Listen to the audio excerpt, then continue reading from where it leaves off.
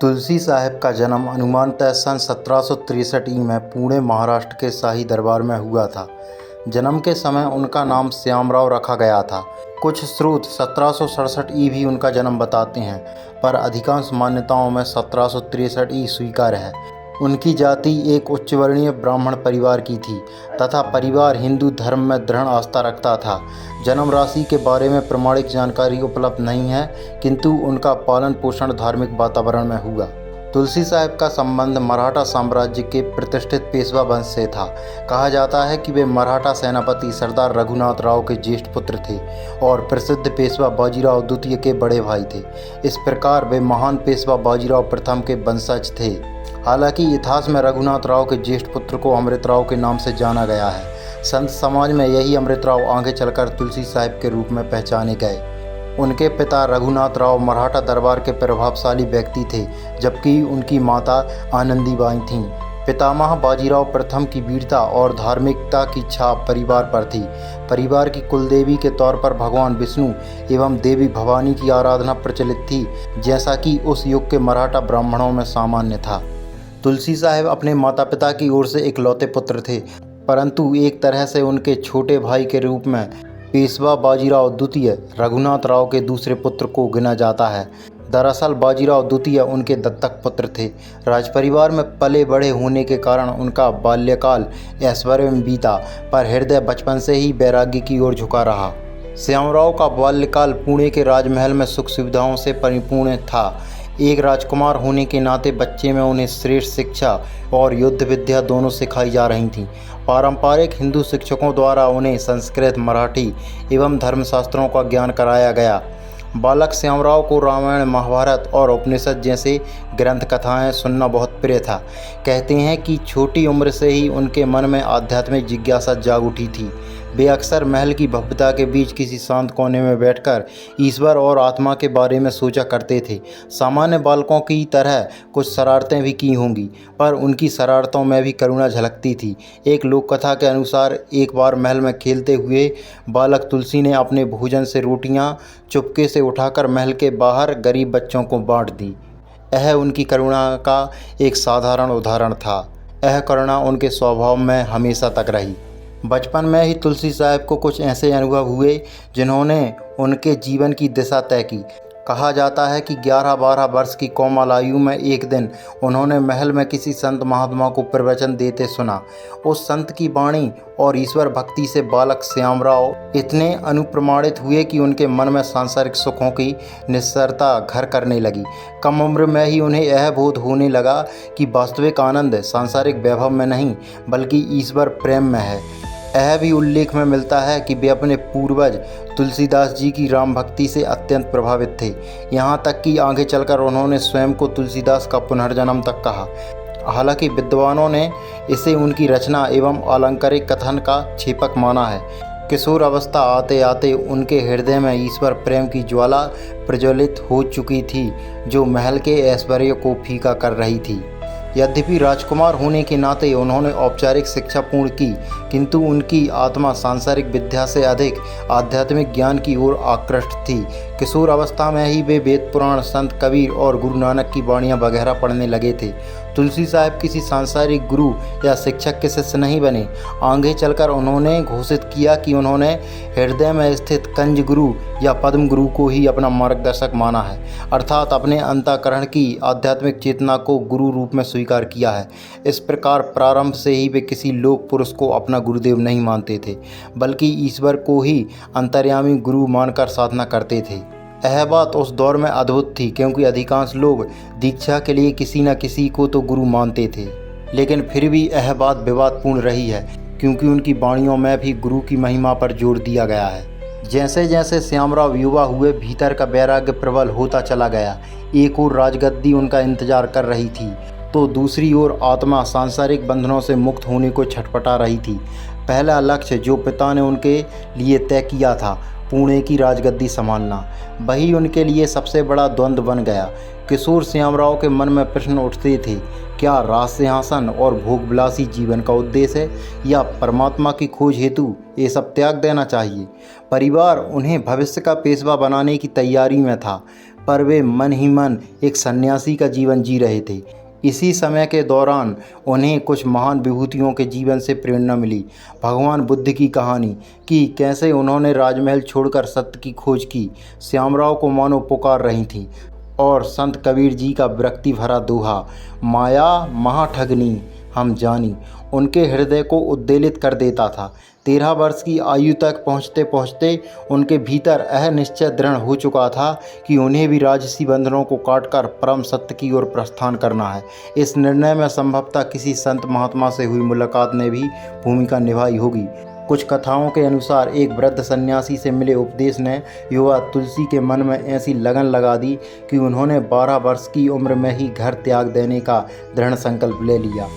तुलसी साहिब जी के परिवार वालों को इसका आभास न था कि श्यामराव मन ही मन क्या योजना बना रहे हैं। कहा जाता है कि जिस दिन उन्हें राजतिलक कर गद्दी पर बैठना था, उससे ठीक एक दिन पूर्व रात के अंधेरे में श्यामराव महल छोड़कर निकल गए। यह एक बहुत ही भावपूर्ण और प्रेमपूर्ण घटना थी। एक युवा राजकुमार जिसके सामने सत्ता, धन और वैभव सर झुकाए खड़े हैं, चुपचाप उसे ठुकराकर एक काठी और कमंडल उठाए अज्ञात मार्ग पर चल पड़ा। उन्होंने राजसी वस्त्र उतारकर साधारण वेश धारण किया और बालों को बढ़ा लिया। प्रातःकाल जब दरबारियों को ज्ञात हुआ कि युवराज लापता हैं तो हाहाकार मच गया। पिता रघुनाथ राव और माता आनंदीबाई के लिए यह गहरा आघात था, परंतु तुलसी साहिब जी की कहीं भी कोई सूचना नहीं मिली और ना ही उन्होंने कोई सूचना छोड़ी। इस प्रकार किशोर अवस्था में ही सांसारिक जीवन का त्याग करके उन्होंने संन्यास का मार्ग अपना लिया। तुलसी साहिब ने केवल राजपाट ही नहीं त्यागा, बल्कि अपने परिवार को भी त्याग दिया था। बहुत कम उम्र में उन्होंने एक संक्षिप्त वैवाहिक जीवन भी जिया था। पारिवारिक जिम्मेदारी के तहत उनका विवाह एक सुंदर युवती लक्ष्मीबाई से हुआ था और उनसे उन्हें एक पुत्र जन्मा था।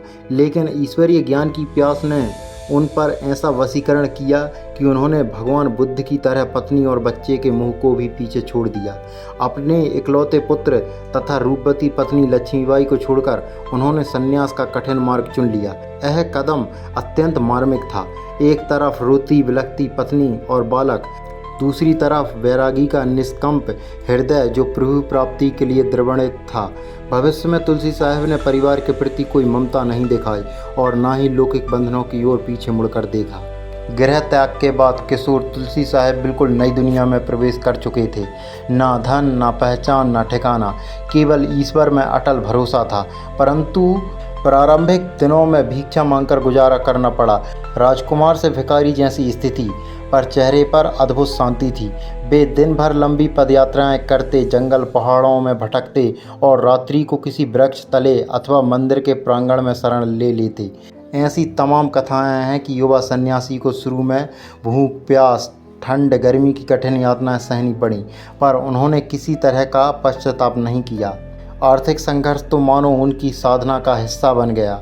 अपने पास सिर्फ एक लाठी और एक कंबल रखा करते थे, जिसे ओढ़ बिछाकर सो जाते थे। बाद में जीवन भर उनका यही सादा सामान रहा। ना वस्त्रों का मोह था और ना ही संपत्ति का। महल छोड़ने के बाद तुलसी साहिब ने दक्षिण भारत से अपनी यात्रा आरंभ की। कुछ वर्णों के अनुसार ये सर्वप्रथम नासिक, त्र्यंबकेश्वर जैसे तीर्थ पर गए, किंतु वहाँ की बाह्य पूजा पद्धतियों से उनका मन न भरा। वे अपने भीतरी गुरु की प्रेरणा से आगे बढ़ते रहे। धीरे धीरे उन्होंने महाराष्ट्र छोड़ा और उत्तर की ओर प्रस्थान किया। हो सकता है कि मार्ग में अनेक संत महात्माओं से उनकी भेंट हुई होगी और ऐसा भी माना जाता है कि संभवतः वे बिहार के महान संत दरिया साहिब के संपर्क में आए या कम से कम उनकी शिक्षाओं से परिचित हुए। हालांकि तुलसी साहिब ने कभी अपने गुरु का नाम प्रकट नहीं किया और ना ही किसी जीवित संत को अपना गुरु स्वीकारा। फिर भी संत दरिया साहिब की वाणी और संतमत की पुरानी परंपरा का उन पर गहरा प्रभाव दिखाई देता था। कुछ शोधकर्ताओं ने यह कयास लगाया है कि दरिया साहिब के शिष्यों में से किसी ने उन्हें मार्गदर्शन दिया होगा, मगर स्वयं तुलसी साहिब ने अपने को अनगुरु संत घोषित किया है। युवा तुलसी साहिब जी वर्षों तक योगी की भांति भटकते रहे। उत्तर प्रदेश के विभिन्न धार्मिक केंद्रों में गए। मथुरा, इलाहाबाद, जिसका नाम अभी प्रयागराज हो गया, वृंदावन, अयोध्या में उन्होंने समय बिताया। शास्त्रों का अध्ययन किया और साधु संतों से शास्त्रार्थ भी किए। विशेष रूप से वे काशी में कुछ समय के लिए ठहरे। बनारस उस समय विभिन्न मतों का संगम था। हिंदू वेदांती, कट्टरपंथी पंडित, सूफी फकीर, जैन मुनि, सिख मत के नानकपंथी, कबीरपंथी आदि। तुलसी साहिब की ख्याति एक तेजस्वी वृक्ष के रूप में फैलने लगी थी। अतः काशी में उनके साथ कई विचार विमर्श और वाद विवाद हुए। घट रामायण, जो तुलसी साहिब जी की रचना है, के अनुसार काशी में उन्हें कट्टर हिंदू पंडितों, मुसलमानों, मुल्लाओं, जैनियों, गोसाइयों, सन्यासियों, कबीरपंथियों, साधुओं और नानकशाही सिक्कों से आध्यात्मिक विषयों पर चर्चा करनी पड़ी। हर विचारधारा के साथ उन्होंने सार्थक संवाद किया और सभी को आत्मिक अनुभूति के मार्ग की ओर प्रेरित करने का प्रयास किया। इन शास्त्रार्थों से उनकी विद्वता और तत्वज्ञान उभर कर सामने आया। लोग चकित होते थे कि एक युवाकालीन सन्यासी के पास इतनी गहरी आध्यात्मिक समझ कैसे है। इन वाद विवादों ने तुलसी साहिब को एक विचारक संत के रूप में प्रसिद्ध कर दिया। वर्षों तक लंबी यात्रा करने के बाद अंततः तुलसी साहिब जी को एक स्थान पर ठहरने की प्रेरणा हुई। उत्तर प्रदेश के हाथरस नगर को उन्होंने अपनी साधना स्थली बनाया। ऐसा माना जाता है कि लगभग 1790 के दशक के आसपास, कुछ विद्वानों के अनुसार 1800 के आसपास भी तुलसी साहिब हाथरस आकर बस गए। हाथरस उस समय एक छोटा कस्बा था जो दिल्ली आगरा मार्ग पर स्थित था। वहाँ उन्होंने शहर से जरा हटकर एक पुराने किले के खंडहर को अपना बसेरा बनाया। यह किला उन्हें एकांत साधना के लिए उपयुक्त लगा। मोटी दीवारों वाले खंडहर, जहाँ सामान्य भौतिकवादी लोगों का आना जाना नहीं था। हाथरस के पुराने किले के खंडरों में उन्होंने गुफानुमा कक्ष बना लिया और गहन प्रभु चिंतन में लीन हो गए। साधना के मूल मंत्र एकांत, शांति और मौन का उन्होंने यही अभ्यास करना प्रारंभ किया। दिन के समय वे ध्यान और भजन करते, कभी कभार गांव शहर में भिक्षा लेने के लिए निकल जाते और रात्रि में खंडर में ही विश्राम करते। एक राजकुमार होकर खंडर में रहना, यह समाचार आसपास के इलाकों में कौतूहल का विषय बन गया। धीरे धीरे लोगों को ज्ञात होने लगा कि हाथरस के किले में कोई दिव्य पुरुष आवासीय हैं। कस्बे के कुछ जिज्ञासु जन उनके पास आकर बैठने लगे। तुलसी साहिब अपनी साधना से अवकाश लेकर उन अंगुतकों को आध्यात्मिक बातों का स्वाद चखाने लगे। इस प्रकार अनौपचारिक रूप से सत्संगों की शुरुआत हुई। वे आध्यात्मिक जिज्ञासा लेकर आने वाले को प्रेमपूर्वक वचन देते, भजन सुनाते और ईश्वर प्राप्ति का मार्ग बताते। उनका व्यक्तित्व इतना सरल और विनम्र था कि हर जाति, हर वर्ग के लोग सहज ही आकर्षित होने लगे। शीघ्र ही हाथरस नगर और आसपास के ग्रामीण क्षेत्रों से श्रद्धालु आने लगे और किले का वह खंडहर एक तीर्थ स्थल बन गया। तुलसी साहिब कभी भी किसी को निराश ना करते। उच्च वर्ग के शिक्षित व्यक्ति से लेकर अनपढ़, गरीब और गडरिये तक सभी उनके शिष्य बनने लगे। उनके शिष्यों में ब्राह्मण, क्षत्रिय ही नहीं, शूद्र और निम्न वर्ग के लोग भी थे। पहली बार लगा कि कोई संत उन्हें बिना किसी भेदभाव के गले लगा रहा है। तुलसी साहिब सबके लिए प्रेम और ज्ञान के द्वार खोलने वाले गुरु बनकर उभरे। तुलसी साहिब जी मूलतः महाराष्ट्र यानी दक्षिण से आए थे। स्थानीय लोग उन्हें प्यार से दक्षिणी बाबा या दक्षिण वाले बाबा भी कहने लगे। उनकी वाणी में खड़ी बोली हिंदी के साथ साथ सहज मराठी लहजा भी था, जो उन्हें अनूठा बनाता था। धीरे धीरे हाथरस उनकी कर्मभूमि बन गई, जहां से उन्होंने आध्यात्मिक जागरण का एक नया आंदोलन प्रारंभ किया। हाथरस में तुलसी साहिब द्वारा संचालित यह आध्यात्मिक आंदोलन आगे चलकर साहिब पंथ के नाम से जाना गया। उन्होंने अपने अनुयायियों को किसी संकीर्ण संप्रदाय में बांधने के बजाय संतमत का व्यापक संदेश दिया। वास्तव में संतमत शब्द को लोकप्रिय बनाने का श्रेय तुलसी साहिब को ही जाता है। वे कहा करते थे कि सभी सच्चे संतों की शिक्षा मूलतः एक ही है, इसलिए संप्रदाय की दीवारों को गिराकर एक सार्वभौमिक संतमत की धारा बहानी चाहिए। उनके इर्द गिर्द एक स्वतंत्र पंथ उभरने लगा, जिसके अनुयायी उन्हें परम सद्गुरु मानते थे। लेकिन तुलसी साहिब ने स्वयं कभी ईश्वर का दावा नहीं किया। वे अपने को ईश्वर का सेवक और लोगों के मार्गदर्शक भर मानते थे। तुलसी साहिब रोज़ सुबह और शाम सत्संग किया करते थे, जिसमें आसपास के सैकड़ों लोग एकत्रित होते थे। वे भजन गाकर सुनाते और बीच बीच में उसका अर्थ समझाते। उनके सत्संग में बहुत मधुर वातावरण होता था। कोई बीड़ा बजाता, कोई धीमे स्वर में राम नाम जपता और तुलसी साहिब सबको ध्यान की गहराई में उतारना सिखाते। कुछ प्रमुख शिष्य तो उनके साथ ही रहने लगे थे। जो सेवा टहल करते और दूर दराज संदेश पहुंचाते। गिरधारी दास जी, सुरस्वामी जी, शिवदयाल सिंह जी और बाबा देवी साहिब जी जैसे भक्त उनके प्रमुख शिष्यों में गिने जाते हैं। सुरस्वामी जी और गिरधारी जी तो प्रारंभ से ही अशिक्षित थे, पर तुलसी साहिब की कृपा से वे अध्यात्म के प्रकाष्ठ विद्वान बन गए। एक प्रसंग प्रसिद्ध है कि रामकिशन नामक अनपढ़ गडरिया चुपके से सत्संग सुना करता था। पकड़ने पर जब उसने कहा कि मुझे आपकी वाणी अच्छी लगती है, तो प्रसन्न होकर तुलसी साहब ने उसे एक पुस्तक पढ़ने को दी। रामकिशन ने असमर्थता जताई तो संत ने आज्ञा दी। पुस्तक हाथ में लेते ही वह स्वयं पढ़ा हो गया। इसी तरह सुरस्वामी जी तो नेत्रहीन थे, उन्हें भी आज्ञा मिलते ही चमत्कारिक रूप से आंखों में ज्योति मिल गई और वे पढ़ने लगे। ऐसे चमत्कारिक घटनाओं ने लोगों के हृदय में उनके प्रति अपार श्रद्धा भर दी। हाथरस के सीमित दायरे से निकलकर तुलसी साहिब की ख्याति अन्य शहरों तक पहुंची। उन्होंने खुद भी यात्रा जारी रखी और समय समय पर आगरा, कानपुर, लखनऊ, हरिद्वार आदि स्थानों की यात्रा की। हरिद्वार में गंगा तट की एक घटना मशहूर है। वहाँ उन्होंने एक घमंडी पंडित और एक दीन शूद्र के बीच हो रहा झगड़ा सुलझाया। वह ब्राह्मण क्रोधित हो रहा था कि इस नीच ने मुझे छूकर अपवित्र कर दिया। तब तुलसी साहिब ने समझाया, गंगा और शूद्र दोनों की उत्पत्ति भगवान विष्णु के चरणों से हुई है, फिर एक पवित्र और दूसरा अपवित्र कैसे हो सकता है। यह सुन ब्राह्मण लज्जित हो गया और उसके मन का अहंकार चला गया। ऐसी शिक्षा प्रशिक्षाओं से विविध क्षेत्रों के लोग उनके शिष्य बनते गए। आगरा शहर में तो उन्होंने एक स्वर्णिम अध्याय रचा। आगरा के प्रतिष्ठित व्यापारी सेठ दिलवाली सिंह जी, स्वामी शिवदयाल सिंह जी के पिता और उनके परिवार को अपना शिष्य बनाया। तुलसी साहिब समय समय पर आगरा की पन्नी गली स्थित दिलवाली सिंह के मकान में ठहरते और सत्संग करते और आत्मज्ञान की चर्चा करते। सेठ जी, उनकी पत्नी महामाया और माता, सास और बहन ये सभी तुलसी साहिब के प्रगाढ़ भक्त बन गए थे। कहा जाता है कि उन्हीं सत्संगों की वजह से आगे चलकर उनके पुत्र शिवदयाल सिंह जी को राधा स्वामी मत की प्रेरणा मिली। लखनऊ में भी तुलसी साहिब ने अपने शिष्य गिरधारी दास को भेजा, जहां कुछ वर्षों से साहिब पंथ के केंद्र स्थापित हुए। इस प्रकार तुलसी साहिब के प्रयास से हाथरस, आगरा, लखनऊ में संत मत की ज्योति जल उठी। संत तुलसी साहिब एक सिद्ध योगी की तरह नियमित दिनचर्या का पालन करते थे। ब्रह्म मुहूर्त में उठकर ध्यान साधना में लीन हो जाते।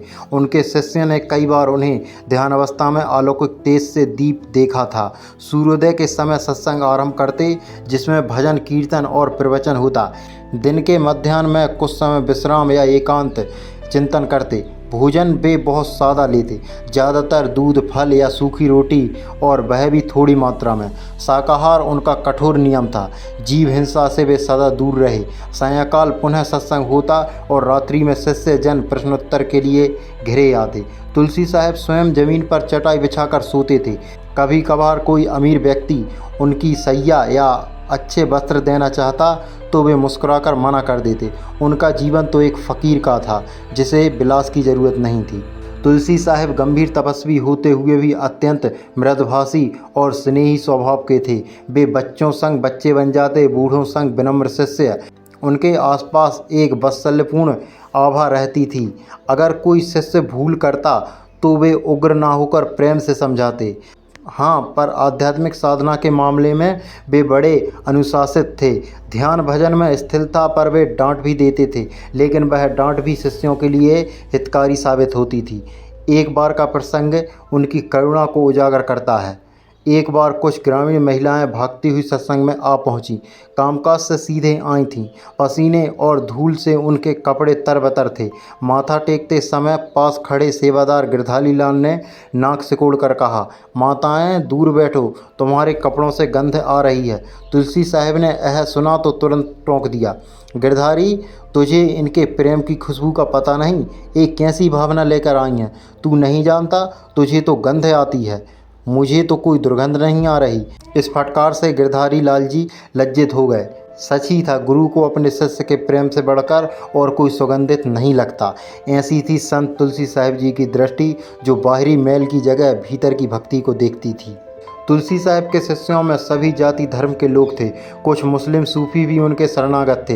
वे कभी कभी मुसलमान भक्तों के लिए उर्दू फारसी मिश्रित भाषा में रूहानी पद रचकर सुनाते थे। एक मशहूर पद में उन्होंने शेख तकी को संबोधित करते हुए आत्मा की बात समझाई। दिल का हुजरा साफ कर जाना के आने के लिए, ध्यान गैरों का उठा उसको बिठाने के लिए। तुलसी साहिब जी का मानना था कि सब जगह एक ही परमात्मा है। मंदिर, मस्जिद, गुरुद्वारा भले ही अलग हों, पर सबके मालिक एक ईश्वर हैं। उनके सत्संग में हिंदू मंत्र के साथ साथ कभी कभी फारसी के सूफी अशआर भी सुनाई पड़ते थे। वास्तव में तुलसी साहिब अपने समय के उन बिरले संतों में थे जिन्होंने धर्मों की संकीर्णता तोड़कर भक्ति को एक साझा मंच प्रदान किया। संत तुलसी साहिब ने जिन सिद्धांतों का प्रचार किया वे संत मत की मूल धारा के थे, लेकिन उनमें उनके अपने अनुभवों की छाप भी थी। उनकी प्रमुख शिक्षाएं थीं। परम मुक्ति के लिए सांसारिक इच्छाओं और तृष्णाओं का नियंत्रण आवश्यक है। जब तक मन विषय वासनाओं में आसक्त है, आत्मिक उन्नति असंभव है। दूसरा, उन्होंने समझाया कि जन्म मरण के चक्र यानी 84 लाख योनियों से छूटने का एकमात्र अवसर मानव शरीर में ही मिलता है। अंततः इस जीवन को अमूल्य समझकर परमात्मा की खोज करो। तुलसी साहिब के अनुसार सच्चा आत्मिक मार्ग वही है जो इसी जीवन में आत्मा को परमात्मा से मिलने को करा दे।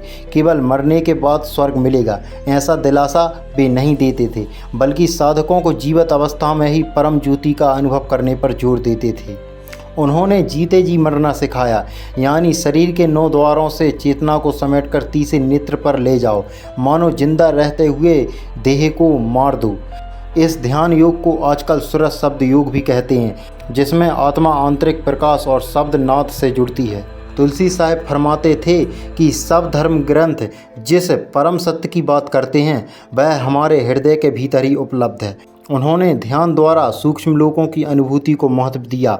वे बताते थे कि मन के परे अनेक दिव्य लोक हैं जहाँ आत्मा को जाना है। ये अवधारणाएं उनसे पहले भी संतों द्वारा कही गई थीं, पर तुलसी साहिब ने उन्हें और विस्तार व स्पष्टता दी है।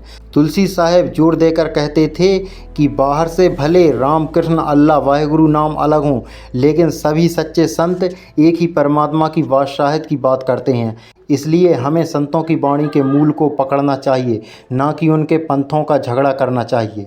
उनका मंत्र था, दिल की सफाई से ही असली भजन होगा, अर्थात मन में निष्कपट प्रेम और पवित्रता आएगी तो ही सच्ची प्रार्थना संभव है।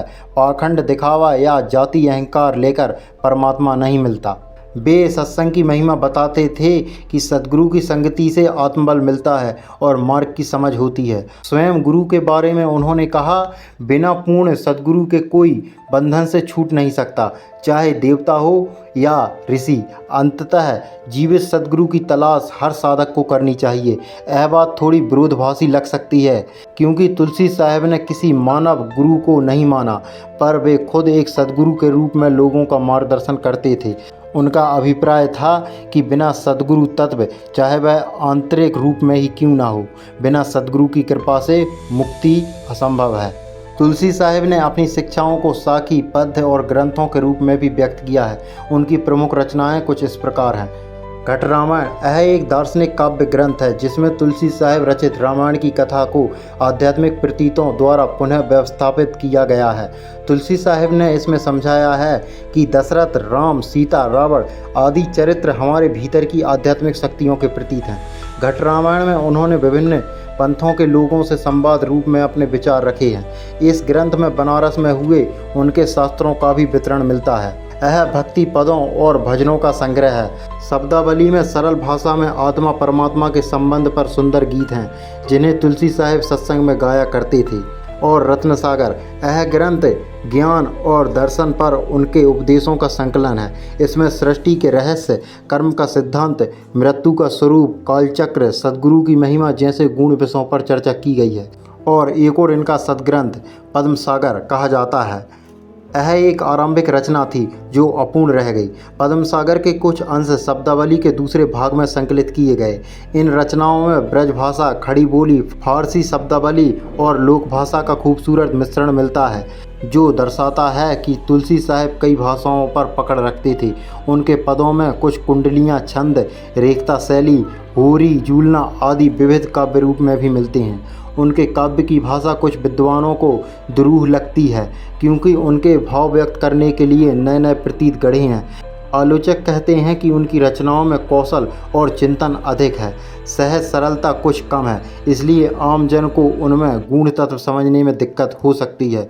फिर भी भक्तजन उनकी वाणी को श्रद्धा से पढ़ते और गुनते हैं, क्योंकि उनमें आध्यात्मिक शक्ति का संचार है।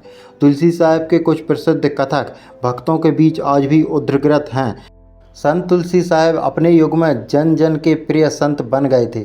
इसके कई कारण थे। पहला, उन्होंने राजघराने का वैभव त्याग कर एक उदाहरण प्रस्तुत किया, जिससे लोग अत्यंत प्रभावित थे। जब एक पूर्व राजकुमार भिक्षा मांगकर जी सकता है, तो साधारण व्यक्ति भी थोड़ा त्याग कर सकता है। ऐसा संदेश लोगों ने ग्रहण किया। दूसरा कारण, उनकी वाणी की निष्पष्टता, सच्चाई। वे जो बोलते थे पहले खुद आचरण में उतार कर दिखाते थे। वे पाखंड या आडंबर के कट्टर विरोधी थे, इसलिए सरल हृदय जनता को उनकी बातें खरी लगती थीं। तीसरा, उनका सर्व समावेशी प्रेम। हिंदू, मुस्लिम, सिख, निम्न जाति, उच्च जाति सभी को गले लगाना, इस गुण ने उन्हें बहुत लोकप्रिय बनाया। चौथा था उनका चमत्कारपूर्ण घटनाएं जो उनके साथ जुड़ती गईं, जैसे अनपढ़ को पढ़ा देना, अंधे को दृष्टि देना इत्यादि। इनसे जनमानस में उनकी दिव्यता की धारणा बनी रही। तुलसी साहब की रचनाओं ने उत्तर भारत के भक्ति साहित्य पर भी अपनी छाप छोड़ी। यद्यपि तुलसीदास जी, कबीर जी, नानक देव जी जैसे पूर्ववर्ती संत काफ़ी प्रसिद्ध थे, परंतु 18वीं सदी के अंत तक उनके अनुयायियों में कुछ संकीर्णताएं आ गई थीं। तुलसी साहब ने एक तरह से भक्ति आंदोलन का पुनरुद्धार किया, खासकर गंगा यमुना के दोआब क्षेत्र में। उन्होंने भक्ति को पंडितों, मुल्लाओं के नियंत्रण से निकालकर आमजन के हृदय तक पहुंचाया। उनके सुधारवादी विचारों ने लोगों को अंधविश्वास छोड़ने को प्रेरित किया। घट रामायण में उन्होंने हिंदू, मुस्लिम, सिख सभी को आत्मचिंतन की राह दिखाकर कट्टरता का खंडन किया। उनके शिष्य ने स्थान स्थान पर उनके भजनों को फैलाया, जिससे दूर दराज के गाँवों में भी उनका नाम जाना जाने लगा। उस दौर में कई अन्य धार्मिक गुरु सक्रिय थे। कुछ पारंपरिक पंडित उनके दृष्टिकोण से सहमत नहीं थे और आलोचना करते थे कि यह राजकुमार सन्यासी पौराणिक मर्यादाओं को तोड़ रहा है। बनारस के कतिपय विद्वान उन्हें स्वघोषित संत मानकर उनकी बातों को तर्कसंगत नहीं मानते थे, पर दूसरी ओर वेदांती सन्यासियों ने भी कुछ उदारचित साधु उनके सम्मान में आ गए। संत तुलसी साहब के समकालीन सत्पुरुषों में पंजाब के उदासी संत और निरंजनी सन्यासी उनके बारे में सुना करते थे। जिन लोगों ने तुलसी साहब को निकट से देखा, उन्होंने उनकी सरल जीवन शैली और गहन साधना की पूरी प्रशंसा की। कई लोगों ने तो उन्हें तुलसीदास जी की आत्मा का अवतार माना। स्वयं तुलसी साहब ने भी एक जगह कहा है, मैंने पूर्व जन्म में रामचरितमानस रचा है। हालांकि इस दावे को उनके आलोचक स्वीकार नहीं करते और रचनाओं का अलंकारिक अंश मानते हैं। फिर भी लोकमन में उनकी छवि राम भक्ति की उसी परंपरा के वाहक संत की बनी है। उनके समकालीन श्रद्धालुओं ने उन्हें संत तुलसी साहब की उपाधि दी। तुलसीदास के सम्मान में तुलसी और साहब अर्थात गुरु या स्वामी तब से यह नाम प्रचलित में है। तुलसी साहब ने अपने जीवन काल में ही उत्तरी भारत के आध्यात्मिक परिदृश्य पर अमिट छाप छोड़ी। उनके प्रभाव से कई नए संतमत प्रदुभूत हुए या विकसित हुए। सबसे प्रमुख था राधा स्वामी मत, जिसकी स्थापना उनके शिष्य स्वरूप प्रभावित स्वामी शिवदयाल सिंह जी ने आगरा में की। शिवदयाल सिंह जी, स्वामी जी महाराज ने स्वयं स्वीकारा कि आध्यात्मिक राह पर आगे बढ़ने की प्रेरणा उन्हें संत तुलसी साहब के सत्संग से मिली। इस प्रकार तुलसी साहब को राधा स्वामी पंथ में परदादा गुरु मानते हैं, यानी संतमत की उस गुरु परंपरा के आदि पुरुष जिसने आधुनिक संतमत की शाखाएं निकली। उनके अन्य शिष्य बाबा देवी साहब ने भी हथरस मुरादाबाद क्षेत्र में संतमत का प्रचार जारी रखा और तुलसी साहब की रचनाओं को प्रकाशित कराया। 19वीं सदी के अंत तक बाबा देवी साहब ने घट रामायण, शब्दावली आदि ग्रंथ इलाहाबाद के बेलब्रिडियर प्रेस से छपवाए, जिससे यह ज्ञान पुस्तकालयों द्वारा दूर दूर तक पहुंचा। 20वीं सदी में बिहार के महर्षि मेही परमहंस जैसे संतों ने भी बाबा देवी साहब से दीक्षा लेकर संत मत को आगे बढ़ाया और जगह जगह तुलसी साहब की वाणी की व्याख्या की। इस तरह संत तुलसी साहब द्वारा रोपे बीज से अनेक आध्यात्मिक वृक्ष फल फूलने लगे। आज विदेशों में संत तुलसी साहब का नाम जाना जाता है, विशेषकर उन समुदायों में जो संत मत या सुरत शब्द योग का अभ्यास करते हैं, विशेषकर राधा स्वामी पंथ। संत मत आदि से जुड़े कई पाश्चात्य साधक तुलसी साहब को आदर से अध्ययन कराते हैं। उदाहरणतः राधा स्वामी मत पर शोध करने वाले प्रोफेसर अगम प्रसाद माथुर और अमेरिकी लेखक जेम्स बीन ने तुलसी साहब के जीवन और शिक्षाओं पर लेख लिखे हैं, जिनमें से आधुनिक संत मत का आधार स्तंभ कहा गया है। उनकी रचनाओं का आंशिक अंग्रेजी अनुवाद भी हुआ है ताकि विश्व स्तर पर लोग उनके संदेश समझ सकें। हालांकि इनके जीवन पर जो शोध किया गया है वह कई प्रश्न उठाता है। तुलसी साहब के व्यक्तित्व से जुड़ा सबसे दिलचस्प विवाद उनका तुलसीदास का अवतार होने का दावा है। घट रामायण के एक प्रसंग में उन्होंने संकेत दिया है कि वे पिछले जन्म में गोस्वामी तुलसीदास थे। भक्तजन इसे सुनकर श्रद्धा विभोर हो जाते हैं, पर कुछ विद्वानों ने इस पर आपत्ति जताई। प्रसिद्ध शोधकर्ता पंडित पीताम्बर दत्त बड़थवाल ने तुलसी साहब की रचनाओं के अध्ययन के बाद निष्कर्ष निकाला कि यह दावा तार्किक नहीं है और संभवतः बाद में किसी प्रशंसक द्वारा ग्रंथ में जोड़ दिया गया अंश है। आलोचकों का तर्क था कि तुलसीदास के बाद की सदियों में अनेक संत हुए जिन्होंने अपना स्वतंत्र स्थान बनाया। स्वयं को पिछली महान विभूति बताने की आवश्यकता नहीं पड़ी। बड़थवाल साहब और परशुराम चतुर्वेदी जैसे विद्वानों ने तुलसी साहब के व्यक्तित्व का विश्लेषण करते हुए लिखा कि उनमें कहीं कहीं आत्ममहत्व स्थापित करने की प्रवृत्ति जरूर परिलक्षित होती है। शायद इसी कारण उन्होंने तुलसीदास से अपनी आध्यात्मिक कड़ी जोड़ने की कोशिश की। बहरवाल भक्त समुदाय में इस दावे को श्रद्धा के साथ मान लिया गया, जबकि इतिहासकारों ने इसे प्रमाणिक नहीं माना। तुलसी साहब ने जिस साहिब पंथ की नींव डाली वह बहुत हद तक उदार और सामान्यवादी था।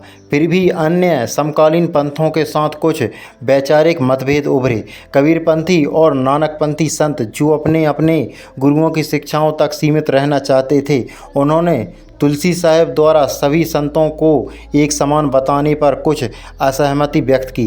बनारस के पारंपरिक वैष्णव विद्वानों ने घट रामायण में वर्णित प्रतीकात्मक व्याख्या पर आलोचना की कि राम सीता आदि को अलंकारिक बताना शास्त्र विरुद्ध है। तुलसी साहब स्पष्ट कह चुके थे कि बाहरी तीर्थ यात्रा, व्रत, पूजा आदि व्यर्थ है। अगर आंतरिक साधना नहीं की तो तुम्हारा हाल तुम स्वयं देखो। इसलिए पंडित वर्ग ने उन्हें धार्मिक कर्मकांडी का विरोध कहकर कोसा। कुछ लोगों ने उन पर यह भी आरोप लगाया कि वो स्वयं को बहुत ऊंचा जताते हैं क्योंकि उन्होंने किसी गुरु को नहीं माना और अपनी एक नई राह बनाई। इसके प्रत्युत्तर में तुलसी साहब कहते हैं, मैंने तो हृदय स्थित गुरुदेव को माना है, तुम्हारी राह बाहर की मूर्ति पूजा नहीं की। तुलसी साहब के व्यक्तित्व से जुड़ा एक ऐतिहासिक रहस्य भी विवाद का विषय बना रहा, उनका पेशवा वंश का होना। जीवन भर तुलसी साहब ने अपने राजसी अतीत का ढिंढोरा नहीं पीटा, लेकिन जब उनके प्रशिष्य उनके बारे में लिखने लगे तब पता चला कि वे वास्तव में पुणे के पेशवा राजघराने के युवराज थे।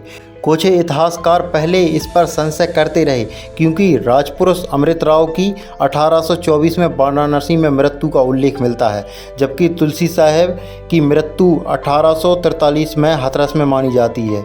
इसमें एक भ्रम पैदा हुआ कि कहीं ये दो अलग अलग व्यक्ति तो नहीं, परंतु साधु समाज की परंपरा में यह माना गया कि अमृतराव ने राजनीतिक जीवन त्याग कर ही तुलसी साहब के रूप में संन्यास अपनाया था।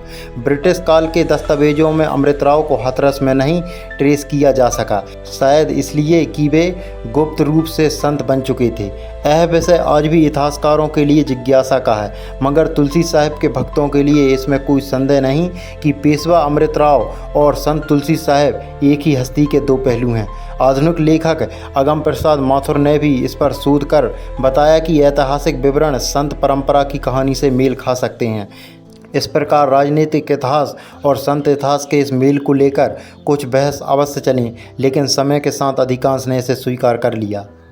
तुलसी साहब ने अपना जीवन ज़्यादातर आध्यात्मिक सेवाओं में ही बिताया। वे किसी कानूनी मुकदमे या विवाद में प्रत्यक्ष रूप से नहीं फंसे। राज परिवार छोड़ने के बाद उन्होंने न पूर्वज संपत्ति पर दावा किया, न ही अंग्रेज हुकूमत के खिलाफ विद्रोह इत्यादि में हिस्सा लिया। हाँ, ब्रिटिश शासन के दौरान उनके परिवार और अंग्रेज में कई संधियां हुईं, जिसमें उनके नाम का उल्लेख आता है, विशेषकर 1805 की संधि, जब अमृतराव को अंग्रेज़ों ने एक जागीर और पेंशन दी। लेकिन संत बनने के बाद तुलसी साहब ने उन सुविधाओं का किसी तरह उपयोग नहीं किया, क्योंकि वे पहले ही सांसारिकता त्याग चुके थे। इसलिए यह कानूनी पक्ष भी अंततः अप्रासंगिक ही रहा। उनका अधिकांश जीवन न्यायालय या राज प्रशासन से दूर एक स्वतंत्र संत के रूप में बीता। यदि कोई विवाद था तो केवल वैचारिक और धार्मिक मतभेद के स्तर पर, जिन्हें उन्होंने अपनी लेखनी और वाणी से सुलझाने का प्रयास किया।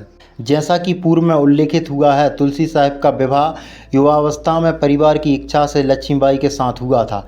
हालांकि वे मानसिक तौर पर बैराग की ओर बढ़ चुके थे, फिर भी सामाजिक बंधनवश यह विवाह संपन्न हुआ। विवाह के बाद भी श्यामराव का अधिकतर समय आध्यात्मिक साधना और चिंतन में ही बीतता था। उनकी पत्नी लक्ष्मीबाई उनसे प्रेम करती थीं, किंतु इस प्रेम को पूर्ण दाम्पत्य का रूप नहीं मिल सका। तुलसी साहब ने बहुत ही जल्द गृहस्थी का परित्याग कर दिया था, जिससे लक्ष्मीबाई जी का हृदय टूट गया होगा। संत परंपरा के दृष्टिकोण से देखें तो यह प्रेम कथा अत्यंत करुण पक्ष के लिए हुई है। एक ओर पत्नी का सांसारिक प्रेम, दूसरी ओर प्रभु प्रेम की तलक पुकार। तुलसी साहब ने प्रभु प्रेम के आगे सांसारिक प्रेम का बलिदान कर दिया। उनके जीवन की यह घटना उनकी उच्च प्राथमिकताओं को दर्शाती है। आगे चलकर उन्होंने अविवाहित जीवन जिया और ब्रह्मचर्य का पालन किया। उनके भीतर दाम्पत्य या काम भावना का लोप हो गया था, क्योंकि उनका प्रेम अब निराकार प्रभु में लीन हो गया था। तुलसी साहब का अधिकांश समय तो शिष्यों और साधकों के बीच में बीतता था, फिर भी कुछ घनिष्ठ संबंध उनकी जिंदगी में उल्लेखनीय हैं। आगरा के सेठ दिलवाली सिंह उनके घनिष्ठ भक्त मित्र थे। उम्र में बड़े होने के बावजूद वे तुलसी साहब को पुत्रवत स्नेह देते और बदले में तुलसी साहब उन्हें आध्यात्मिक मार्गदर्शन। इसी तरह हाथरस में स्थानीय निवासी फूलदास नामक सज्जन उनके प्रारंभिक शिष्य माने जाते हैं, जिन्होंने हाथरस में उनके ठहरने आदि की व्यवस्था में सहायता की। फूलदास जी का तुलसी साहब के प्रति समर्पण ऐसा था कि लोग उन्हें तुलसी साहब का हाथरस वाला अर्जुन कहते थे। जैसे अर्जुन श्री कृष्ण के प्रिय थे, सुरस्वामी जी उनके अनन्य भक्त थे, जिन्हें वे प्यार से सूरदास कहकर बुलाते, और उन्होंने ही तुलसी साहब के बाद हाथरस में आश्रम संभाला। गिरधारी दास जी भी उनके सेवक और शिष्य थे, जो बाद में लखनऊ में प्रचार करने लगे। इस प्रकार उनके शिष्यों में ही उनके जीवन साथी और मित्र निकल आए थे। आम मित्र की परिभाषा में तो नहीं, पर उनकी संगत में जो भी आता, तुलसी साहब उससे आत्मीयता से पेश आते। वे हंसी मजाक भी कर लिया करते थे। कई बार सत्संग के बाद वे शिष्यों से हल्की फुल्की बातें कर माहौल सहज बना देते। यदि कोई उनसे दिल की बात साझा करता तो वे धैर्य से सुनते और सलाह देते, जैसे कोई बड़ा भाई या पिता देता है। एक त्यागी सन्यासी के जीवन में सांसारिक शौक बहुत कम रह जाते हैं। तुलसी साहब को भजन कीर्तन का बड़ा शौक था। यह कहना अधिक ठीक होगा कि भजन ही उनका शौक था। संगीत से उन्हें प्रेम था। कहते हैं कि उनकी आवाज़ मधुर और शक्तिशाली थी, जो सुनने वालों के रोंगटे खड़े कर देती थी। लेखन भी उनका शौक या जुनून था। वे प्राय कागज कलम लेकर बैठ जाते और ध्यान में डूबकर पद लिखते थे। कुछ शिष्यों का कहना था कि तुलसी साहब जब लिखने लगते तो कई बार उन्हें आसपास का होश नहीं रहता, मानो दिव्य प्रेरणा स्वयं लिखवा रही हो। यात्रा करना भी उनके जीवन का हिस्सा था। हालांकि संन्यास के बाद यात्राएं प्रचार और साधना के लिए थीं, सैर सपाटे के लिए नहीं। वे ज़्यादातर पैदल या बैलगाड़ी से चलते, घोड़े हाथी जैसे राजसी साधनों से दूर रहते। भोजन में उन्हें मीठा पसंद था, विशेषकर दूध से बनी खीर या पेड़ा, जो कभी कभार भक्त लोग प्रेम से बना लाते, लेकिन वे थोड़ा सा ही प्रसाद स्वरूप ग्रहण करते, अधिक की लालसा नहीं रखते थे। आदतों में नियमता उनके जीवन का अंग थी। नित्य एक ही समय पर स्नान, ध्यान, सत्संग, एक आदत जो शिष्य नोट करते थे। तुलसी साहब अक्सर अपनी लाठी साथ रखते, यहाँ तक कि प्रवचन देते समय भी पास रख लेते थे। संभवतः वह लाठी उनके त्याग की साथी थी और प्रतीक थी कि उन्होंने राजदंड छोड़कर सन्यासी की लाठी थाम ली है। तुलसी साहिब की चेतना उच्च कोटि की थी। अक्सर लोग देखते कि सत्संग के बीच में या भजन गाते हुए अचानक उनकी आंखें मुन जातीं, शरीर स्थिर हो जाता और कुछ पलों के लिए वे गहन समाधि में लीन हो जाते। फिर क्षण भर में सामान्य होकर मुस्कुरा देते और प्रवचन जारी रखते। वे कहा करते थे, जब तब अंदर की ज्योति इतनी प्रबल हो जाती है कि बाहर के प्रकाश को ढक देती है, इसलिए आंखें बंद हो जाती हैं। यह परमात्मा की कृपा से होता है। उनके शिष्य यह दृश्य देखकर धन्य महसूस करते कि गुरु की आत्मा ब्रह्मांड में विचरण कर रही है। तुलसी साहिब की करुणा उनकी सबसे प्रमुख पहचान थी। कोई दुखिया अगर उनके पास आता तो वे उसकी समस्या ध्यान से सुनते और फिर ईश्वर से प्रार्थना करते कि उस पर दया हो। उनके आशीर्वाद से कई असाध्य कष्ट दूर होने के किस्से प्रचलित थे। हालांकि तुलसी साहिब इन्हें प्रचारित नहीं होने देते थे, पर लोग मानते थे कि उनकी दुआओं में असर है। एक बार एक निर्धन किसान ने रोते हुए आकर कहा कि उसकी फसल नष्ट हो गई है, बाल बच्चे भूखे मर जाएंगे। तुलसी साहिब ने उसे धैर्य बंधाया और बोले, बच्चे भरोसा रखो, ऊपर वाला बहुत दयालु है। संयोगवश कुछ ही दिनों में उस क्षेत्र में दूसरा अन्न उगाया और किसी किसान ने उनकी सहायता कर दी। ऐसे प्रसंगों ने उन्हें जनमानस में उन्हें संतों की श्रेणी में बहुत ऊंचा स्थापित किया है। संत तुलसी साहिब एक योगी की तरह स्वस्थ और दीर्घायु रहे। बचपन में राजमहल का सुख भोगा, पर युवावस्था से कठिन तप में शरीर को ढाल लिया था। कठोर परिस्थितियों में रहने के बावजूद वे प्राय निरोग रहे। उनके शिष्यों ने बेहद कम बार उन्हें बीमार पड़ते देखा। यदि कभी अल्प ज्वर या खांसी होती तो वे ध्यान और प्राकृतिक उपचार से ठीक कर लेते। उनके आहार विहार संतुलित थे। सात्विक भोजन, प्राणायाम, सुबह की सैर इत्यादि करते रहने से उनका शरीर सक्षम रहा। उन्होंने लगभग 80 वर्ष की लंबी आयु पाई, जो उस जमाने में सामान्य से काफ़ी अधिक थी। जीवन के अंतिम कुछ वर्षों में तुलसी साहिब ने अपनी सांसारिक जिम्मेदारियां समाप्त कर ली थीं। वे जानते थे कि उनकी देह यात्रा पूर्ण होने को है, इसलिए उन्होंने अपने प्रमुख शिष्यों को अलग अलग जिम्मेदारियां सौंपनी शुरू कर दीं। सुरस्वामी जी को हाथरस में आने वाले श्रद्धालुओं की देखरेख का काम सौंपा। गिरधारी दास को लखनऊ के सत्संग का बताया जाता है कि 1843 के प्रारंभ में ही उन्होंने संकेत दे दिया था, अब हमारी बेला पूरी होती है, तुम सब अपने अपने घट में गुरु को पाए रखना। शिष्य यह सुनकर व्यथित हो उठे, पर संत मुस्कुराते हुए उन्हें धैर्य देते रहे। तुलसी साहिब जी की मृत्यु अंततः शांत भाव से हुई, जिसे भक्तजन महाप्रयाण कहते हैं। यह घटना हाथरस में कालिंदी नदी के तट के समीप उस कुटिया में हुई जहां वे ठहरे थे। जेठ मास संभवतः जून 1843 ई की एक गर्म दोपहरी में थी। संत तुलसी साहिब अपने आसन पर पद्मासन लगाए बैठे थे और कुछ शिष्यों को मधुर वाणी में उपदेश दे रहे थे। अचानक उन्होंने थोड़ा जल मांगा, मुख में डाला और आंखें मूंद लीं। कुछ देर बाद उन्होंने धीमे स्वर में कहा, सत्पुरुष अब ले चलो अपने धाम। शिष्य घबरा गए, पर वे पूर्ण ध्यान अवस्था में लीन हो चुके थे। उनकी श्वासें धीरे धीरे मंद पड़ीं और चेहरा तेजोमय हो उठा। अंततः उस योगी ने एक लंबी सांस ली और परम शांति के साथ अपनी देह छोड़ दी। यह देखते ही शिष्य और भक्त रोने चिल्लाने लगे, पर तुरंत ही वरिष्ठ शिष्यों ने सबको संभाला। शांत हो जाओ, गुरुदेव को शांतिपूर्वक जाने दो। उन्होंने तुलसी साहिब के शव को प्रेमपूर्वक भूमि पर सुला दिया। उस समय उनकी आयु लगभग 80 वर्ष की पूर्ण हो चुकी थी। संत तुलसी साहिब के देह त्यागने के बाद भक्ति और शोक में डूबे अनुयायियों ने मिलकर उनके अंतिम संस्कार की तैयारी की। क्योंकि वे गृह त्यागी सन्यासी थे, इसलिए निर्णय हुआ कि उनके शरीर को समाधि दी जाए, यानी मिट्टी के नीचे समाधिस्थ किया जाए, जैसे सिद्ध योगियों के साथ किया जाता है। हाथरस नगर के बाहरी क्षेत्र में जहां वे सत्संग किया करते थे, इस स्थान को चुना गया।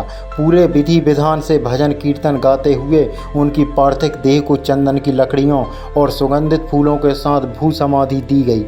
वहाँ एक स्मृति चिन्ह के रूप में समाधि स्थान पर पत्थर रखकर छोटा समाधि मंदिर बना दिया गया। शिष्यजनों ने उस स्थान को पवित्र तीर्थ मानकर माथा टेका। अंतिम संस्कार के समय कोई पारंपरिक कर्मकांड नहीं किया गया, बल्कि संतमत के अनुकूल सादे तरीके से प्रभु स्मरण के बीच यह क्रिया पूरी हुई। हाथरस में तुलसी साहिब की यह समाधि आज भी उनके स्मारक के रूप में विद्यमान है। हर वर्ष उनकी बरसी निर्माण दिवस पर बड़ा ब्रह्म महोत्सव और भंडारा और मेला लगता है। देश भर से संत मत के अनुयायी उस दिन हाथरस जुड़ते हैं, कीर्तन सत्संग करते हैं और अपने महान गुरु को श्रद्धांजलि अर्पित करते हैं। मेले में हजारों की भीड़ उमड़ती है। जगह जगह भंडारे और मेले लगते हैं और जगह जगह प्रसाद बंटता है। उनकी समाधि एक छोटे से संगमरमर के प्लेटफॉर्म से घिरी है, जिस पर परम संत तुलसी साहिब अंकित है। श्रद्धालु वहां फूल माला चढ़ाते हैं और गुरु के स्मरण में ध्यान लगाते हैं। यह स्थल हाथरस वालों के लिए गर्व का केंद्र भी है। स्थानीय लोग बताते हैं कि हमारे शहर में इतने बड़े संत ने अंतिम सांस ली। सरकार ने भी उस स्थान को अब तीर्थ स्थान घोषित कर दिया है। इसके अलावा उत्तर प्रदेश के सांसारिक विभाग ने हाथरस में तुलसी साहिब मार्ग का नामकरण भी उनके सम्मान में किया है।